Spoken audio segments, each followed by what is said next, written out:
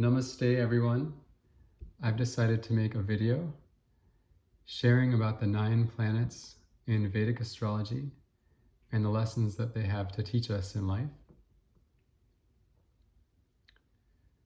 So traditionally in the Vedic system we call them the Nava Grahas. Nava means 9 and Graha actually means to seize or to grasp. So these 9 planets, they represent certain facets of our life experience, and however the 9 planets are situated in our natal chart can show us how the different qualities they have will show up in our life, where they'll show up in our life, when they may unfold in our life.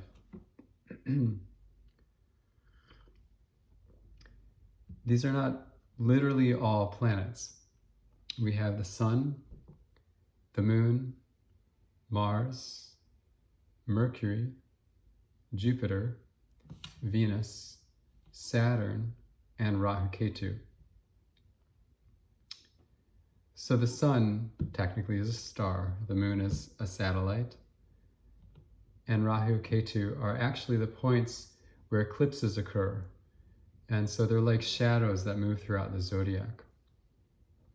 They're also known as the north and south lunar nodes, respectively. And so these are often just informally referred to as the 9 planets in Vedic astrology. Note that traditional Vedic astrology doesn't refer to Uranus, Neptune, and Pluto. Those are planets that we're not able to see with the naked eye.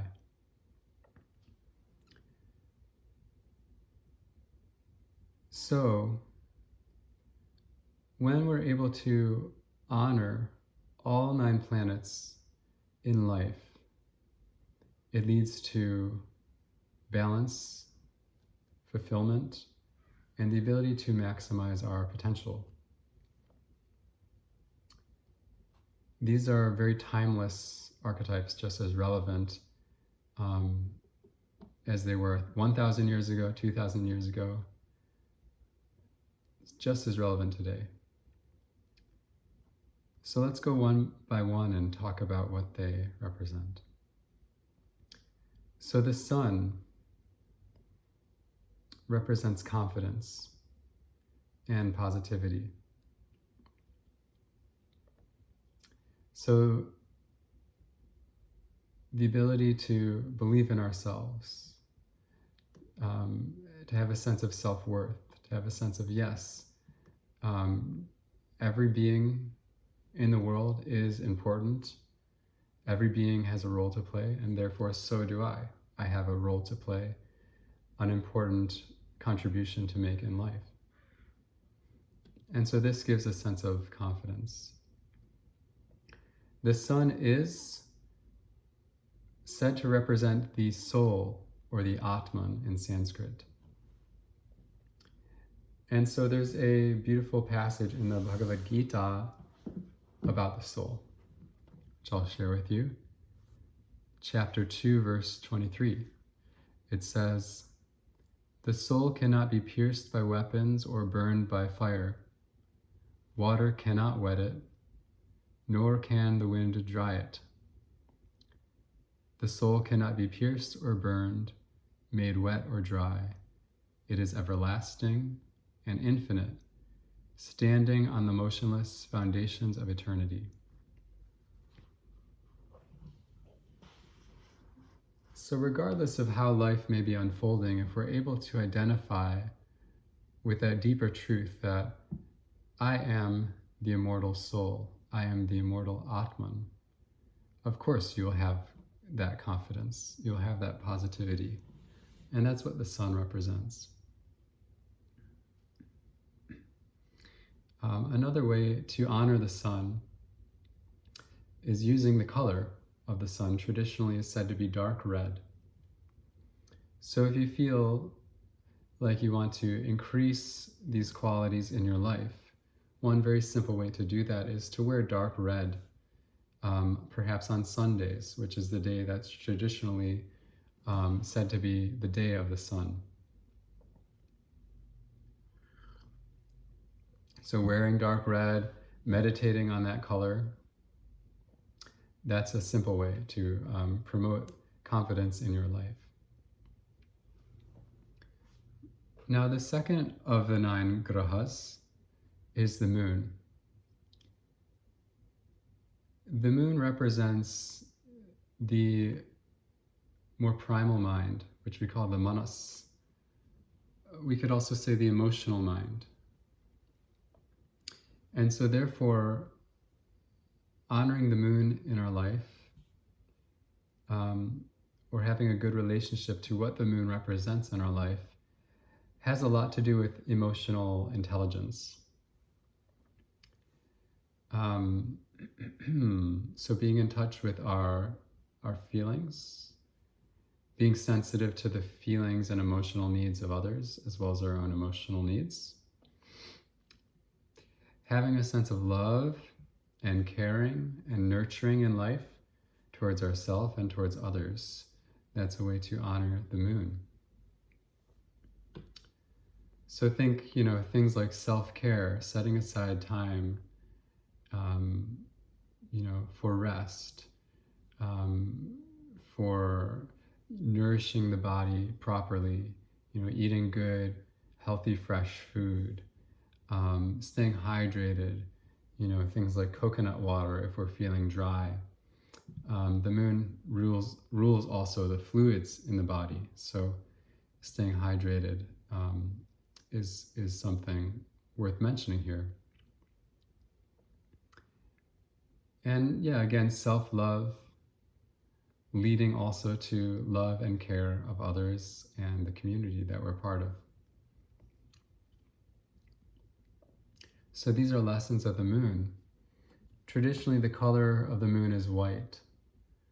And so if we want to increase these qualities of the moon in our life, or if we want to cultivate greater emotional intelligence, we can wear white, perhaps on Mondays, which is the traditional day that's said to be ruled by the moon. Another thing we can do is we can moon bathe, especially when the moon is bright. Perhaps especially those 5 days or so leading up to the full moon. The moon is very bright and waxing. Very nice time to absorb some healing rays from the moon. Very soothing. So now we're on to Mars. What does Mars represent? So Mars traditionally is said to be the warrior or the commander-in-chief of the army. So Mars represents our courage and our ability to take action in life. So having goals in life or having ideals is not enough. It's important to have goals or ideals in life, but then we have to take action. We have to put those ideas, those goals into action in the world. And that's what Mars represents.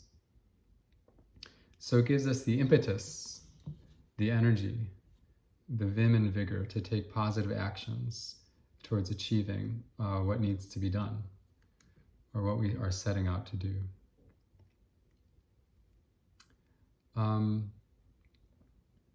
Mars is also just our sense of strength and that sense of being a peaceful warrior, having that courage when obstacles come our way to not be dismayed.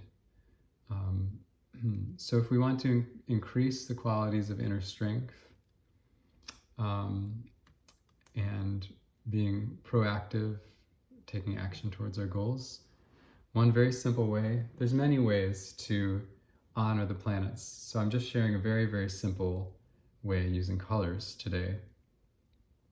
So one simple way is to wear red. The Sanskrit word for the color of Mars is rakta, which is actually the same word for blood. So if you think a more bright red, kind of blood red, would be the color for Mars. And the day of Mars is Tuesday. And so wearing red on Tuesday, or meditating on the color red and meditating on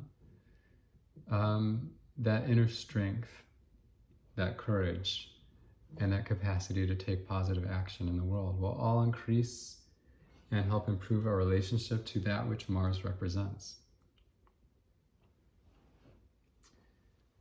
So the fourth of the 9 grahas is Mercury. The name for Mercury in Sanskrit is Buddha, and the name for the intellect in Sanskrit is Buddhi. And so you can see there's obviously a connection here in terms of the etymology of these words. So Mercury represents our intellect, among other things. And so when we honor Mercury, we increase our powers of clear thinking and rational thinking and reasoning capacity. Mercury is also said to be the speech giver. So Mercury rules speech and communication. So not only would Mercury give us clear thinking and the ability to understand, intellectual concepts, Mercury gives us the ability for clear communication, clear and effective communication in life. So these are very, very important qualities to have. The other nice thing about Mercury is in the Jyotisha texts, it says that Mercury loves to laugh. It kind of gives us a personified description of the planets. It says Mercury loves to laugh.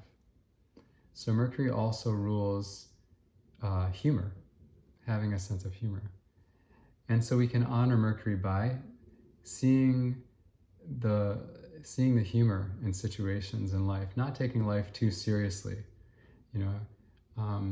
Even challenges, sometimes we can find something about it that's humorous, and that is a really nice way to cope with those challenges. So again, clear thinking and communication, as well as having a sense of humor in life, are the gifts of Mercury. One simple way to increase these qualities is to wear the color green, or to spend time in parks, places where we're surrounded by green, forests that are very green, taking in that color green. So the day of Mercury is Wednesday. One way to honor Mercury is to wear green on Wednesday.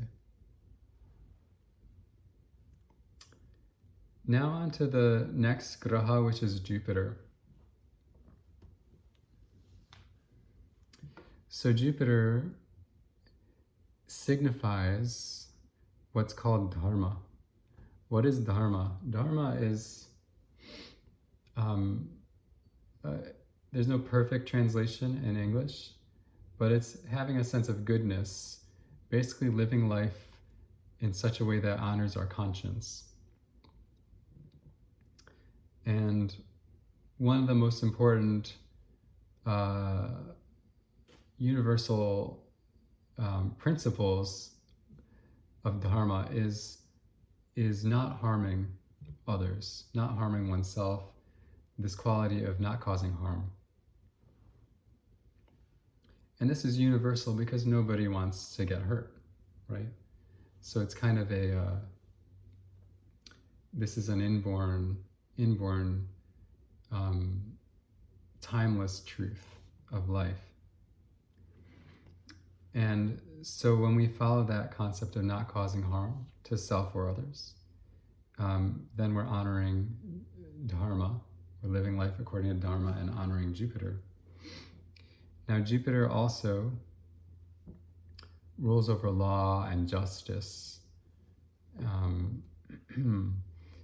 The name of Jupiter is Guru in Sanskrit, and Guru means teacher or mentor, more or less. And so another simple way to honor Jupiter is to acknowledge the importance of teachers and mentors in our life. So to give credit where credit is due. All of us, one way or another, have received important knowledge or training from teachers or mentors.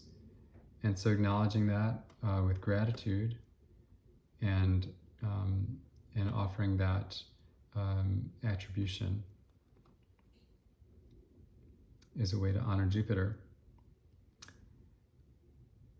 And again, in terms of sense of dharma, making sure that what we do is of benefit to others and does not cause any harm as far as possible. And Jupiter is also considered the greatest of the benefic planets. So Jupiter always wants to help others. Jupiter, is very positive and very optimistic and friendly. So seeking to help others in life is also another way to honor Jupiter. The color of Jupiter is yellow, or gold also can be used for Jupiter. So the day of Jupiter is Thursday, and wearing yellow on Thursday is one way that you can honor Jupiter. So now we're on to Venus. So Venus is the planet of enjoyment and pleasure, creativity and the arts, as well as beauty. And so we honor Venus by making sure that we're enjoying ourselves in life. So setting aside time to enjoy entertainment, to play games, to do other forms of recreation that bring us joy and that help us recharge are all ways to honor Venus. Venus rules the sense of taste. So enjoying the food we eat, treating ourselves and those we care about to nice, special meals every now and then is a nice way to honor Venus. As well as having, art in the home, or creating art or music, or going to concerts or dancing, anything related to the arts, whether we're creating that or enjoying that or appreciating that, is another way to honor that Venus, that which Venus represents in our life. So, surrounding ourselves with beauty, of course, and appreciating beauty in life. Venus is ruled by variegated colors. So you can think like tie-dye or Hawaiian shirt or a rainbow-like effect or color, things that are just very colorful and very creative and very artsy. That would be all represented by Venus. So anything like that you can wear on Friday, the day of Venus, as a simple way to honor Venus in life.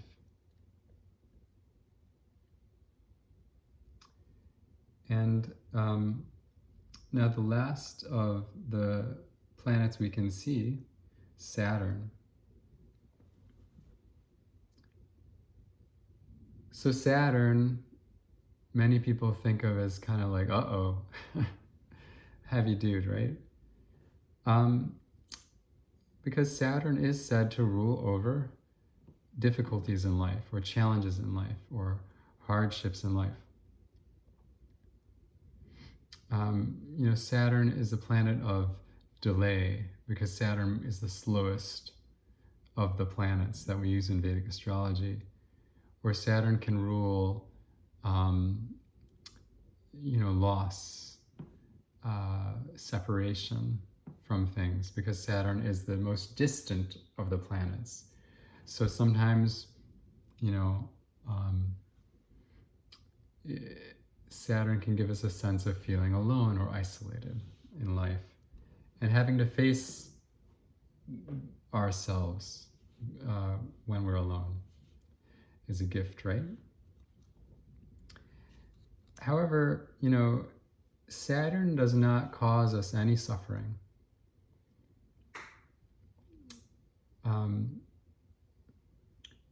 Where the suffering comes from in relation to experiences that are represented symbolically by Saturn, where that suffering comes from is our own attachment, right?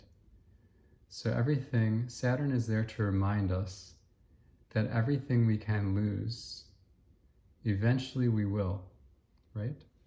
Including this body, right? Everything around us in life will eventually cease to exist.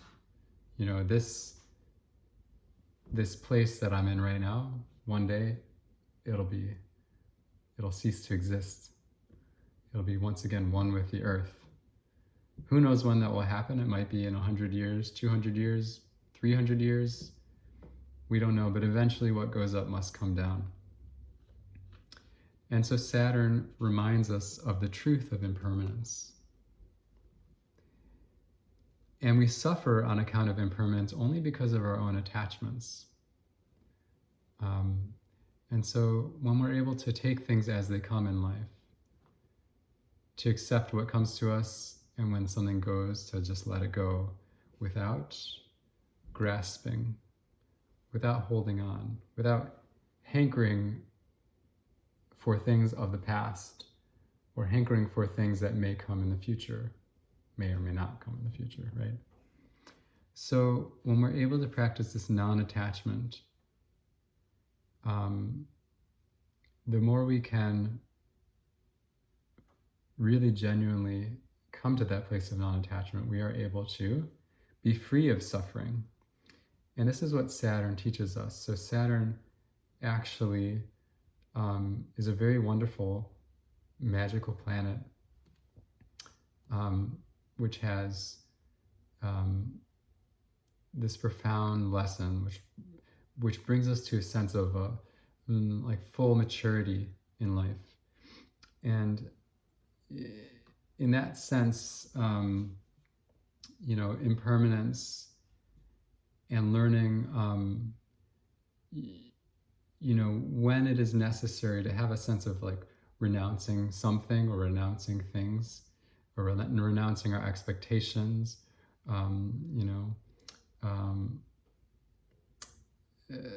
that's one of the final lessons in life. And so Saturn is the last, the furthest away of all the planets. So it's fascinating, right, that this is the case. So Saturn demands from us, or asks us to have discipline in life, to be practical, to be responsible, and to cultivate this non-attachment, living totally in the moment. Again, it's something to work towards. It's something that we practice. So we can honor Saturn by having a meditation practice, where we're training the mind to let go of the past, to set aside expectations for the future, and to stay centered more in the now. That's one very wonderful way to honor Saturn, to have a meditation practice. Another way to honor Saturn is the colors of Saturn are dark colors, like dark blue or black. And so we can wear perhaps dark blue on Saturdays, the day of Saturn.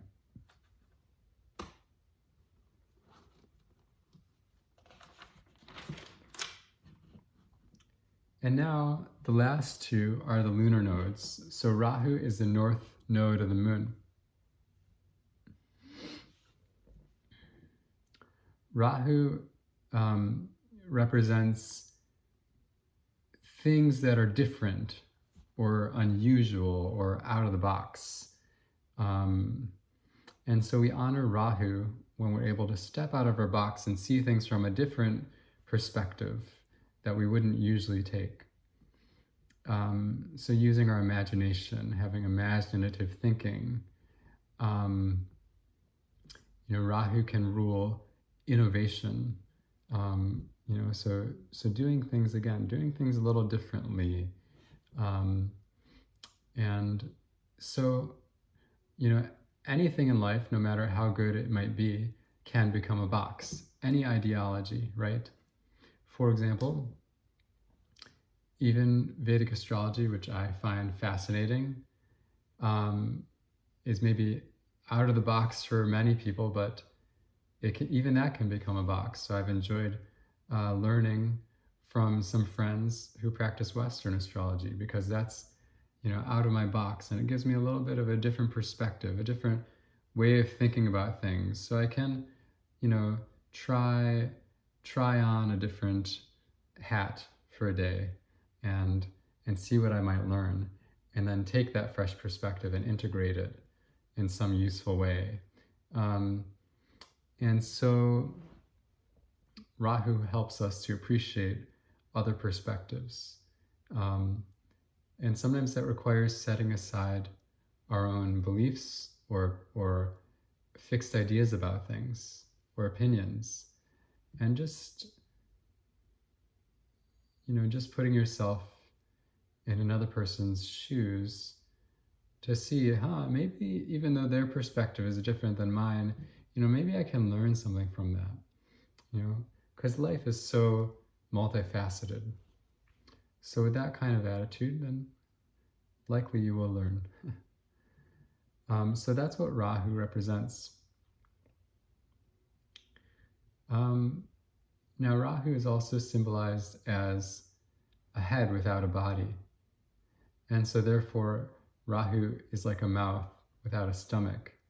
So sometimes Rahu, a challenge of Rahu can be like over-consuming, or when we take more than our share of things, or so therefore practicing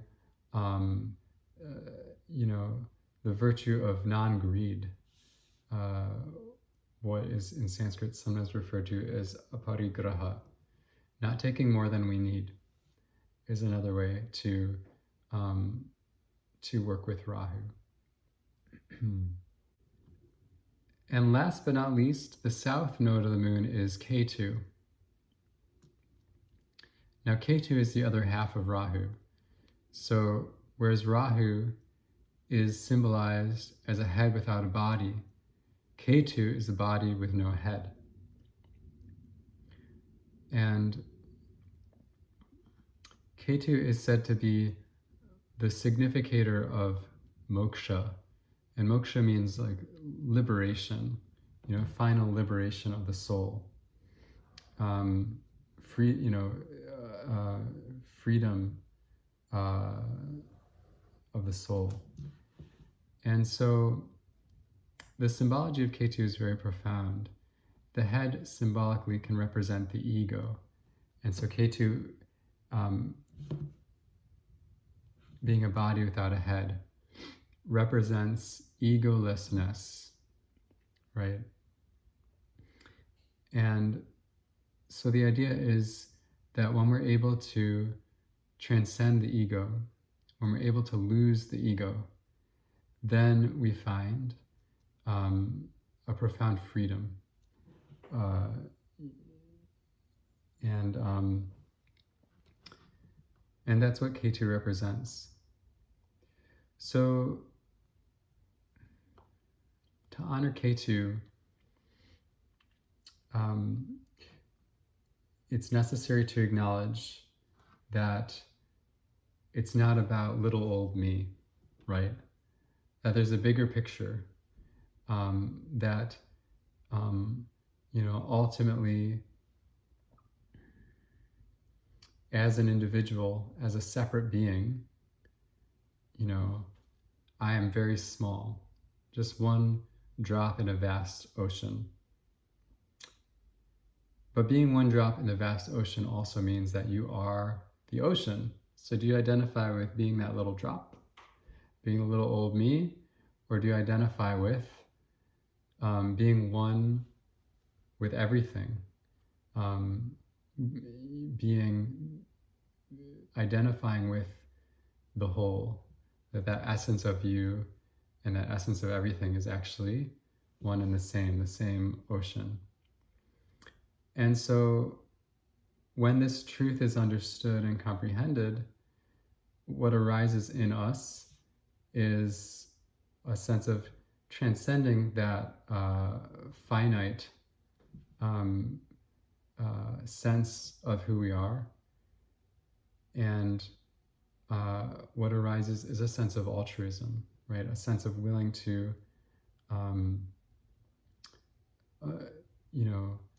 offer ourselves for the good of the whole.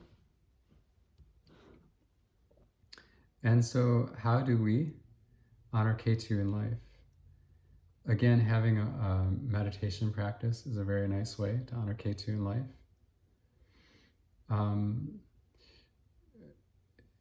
Seeing if there's something in our life, is there something in your life that you do, whether it's meditating or whether it's some kind of meaningful work that you have or some kind of art that you do, where you're able to, for a time, to just forget about yourself, and to just, experience that almost like a state of non-being. You're totally one with the art that you're working on, or you're totally, you're a dancer, you're totally one with the dance. And as an individual, your perception of your separateness ceases for a time. That's a way to honor K2. Another way to honor K2 is taking a look at old patterns, especially patterns that are no longer useful, patterns that may come from sort of negative attachments and things like that.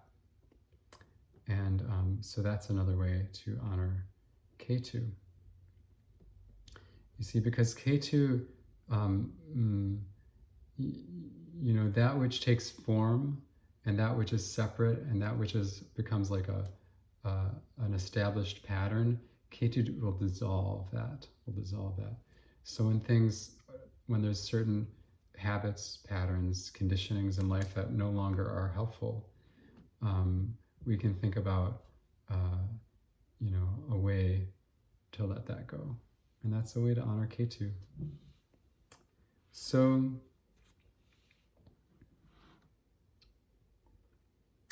I hope that you found this interesting. Again, these Navagrahas, or these 9 planets, they represent every aspect of our life. And so if we're able to align harmoniously with what each of these represents archetypally, again, it will lead to balance in life, to greater health in life, to fulfillment, to more harmony, and just to the ability to live to our maximum potential, our full expression. So thank you for watching, and I want to let you know that if you're interested, Jyotisha consultations or lessons are available. Please visit my website, VedicHealing108.com. I will put a link below. And also, so you can find more information on that site. And if you're interested, I do have a blog on the site where I post occasional posts. They're usually pretty short posts. And if you'd like to sign up, in the upper right-hand corner of the site, if you put your email there, then you'll get an email that's just saying whenever I post. It's usually no more than once a month. And so if you would like, astrological updates, etc., that's one way to get notified. And lastly, I want to just put it out there that I'm here to share the ancient science of Vedic astrology with you. And so please let me know if there's any topic of Vedic astrology that you'd like to learn a little bit more about, and I would be happy to make a video about it, and hopefully that'll be a way of satisfying your curiosity. So namaste, thank you for watching, have a great day.